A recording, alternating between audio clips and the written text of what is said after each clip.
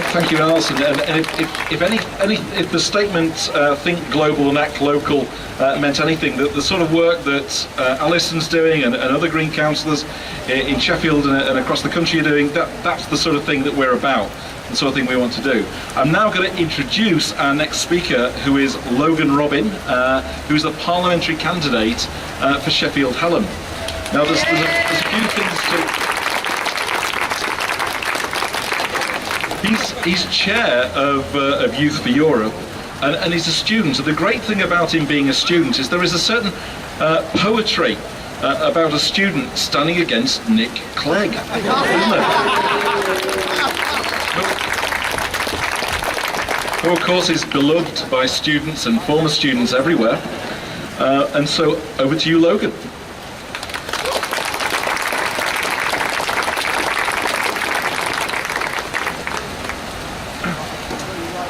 Right.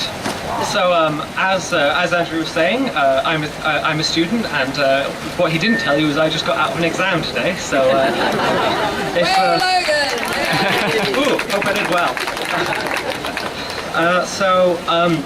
Right, second year student, 21, and also standing against the beloved former Deputy Prime Minister. And actually, I've been told by BBC News. Oh, is there going to be an adjustment?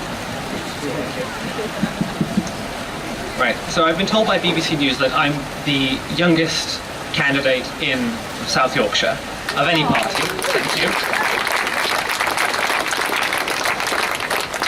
You know, you clap, but I actually think that's quite a sad thing, because, you know, we look at Parliament and, you know, we see there's an awful lot of homogeneity going on there, and I think there's not a lot of diversity.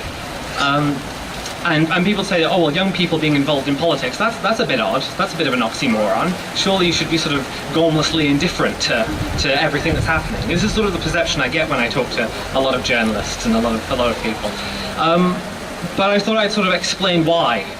Why have I sort of been brought to this? Why have I been encouraged to stand? And why, like so many other people, are young people getting involved in this election?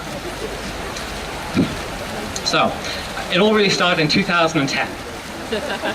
You know, one of the things I find really interesting, and I'm sort of looking around assuming most of you will remember that, I do, is no one who voted in that election, or almost no one who voted in that election, had to really bear the costs of the tuition fee rise that happened.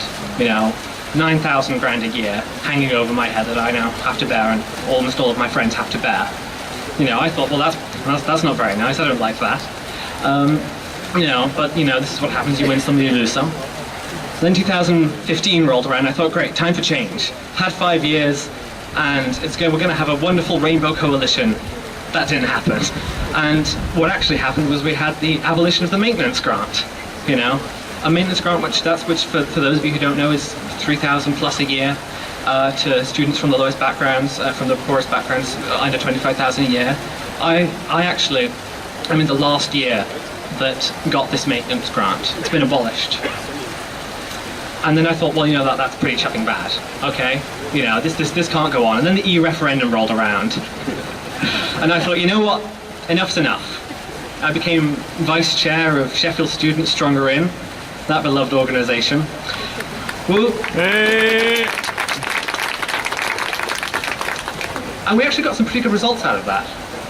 Sheffield Central voted to remain, Sheffield Hallam to remain, and so did 75% of young people nationwide. That was a really good result. I'm happy about that. Woo!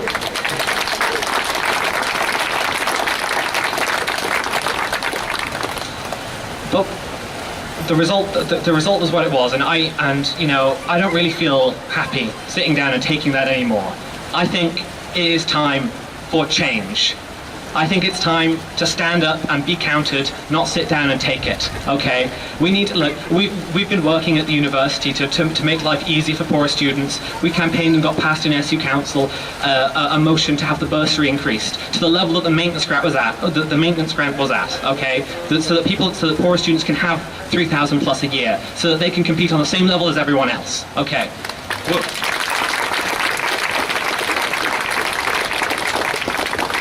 that if I'm elected to Parliament and the rest of us who are speaking here today are elected to Parliament, maybe we won't need that. You know, maybe we can reinstate the maintenance grant. Maybe we can abolish tuition fees. Maybe we can undo all of the things that have gone wrong for the past few years. Okay, it's time to change.